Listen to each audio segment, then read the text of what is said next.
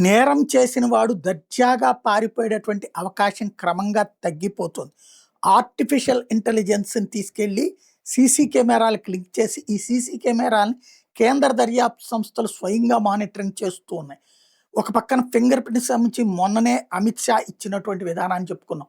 Finger ప్రింట్స్‌ని దేశవ్యాప్తంగా ఇస్తే గనక ఏ నేరస్తుడికి అంటే ఒక నేరం జరిగినటువంటి ప్రదేశానికి సంబంధించిన ఫింగర్ ప్రింట్స్‌ని అప్‌లోడ్ చేస్తే 15 సెకన్లలో వాడు కనుక భారతదేశంలో ఎక్కడైనా ఏదన్నా గతంలో నేరం చేసి అరెస్ట్ అయ్యి ఉంటే 1,20,00,000 మందికి సంబంధించినటువంటి నిందితుల ఫింగర్ ప్రింట్స్‌తో కూడినటువంటి అబ్‌లో చెక్ అవుతది. ఏదైనా దొరికితే అయిపోయాడే.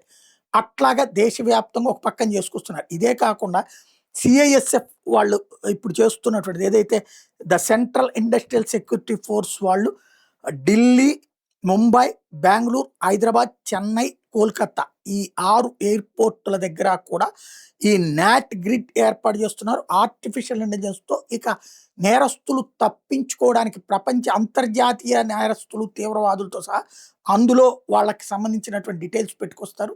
త్వరగా పట్టుకోవడానికి ఎయిర్‌పోర్ట్‌లోనే పట్టుకోవడానికి ప్లాన్ చేస్తున్నారు.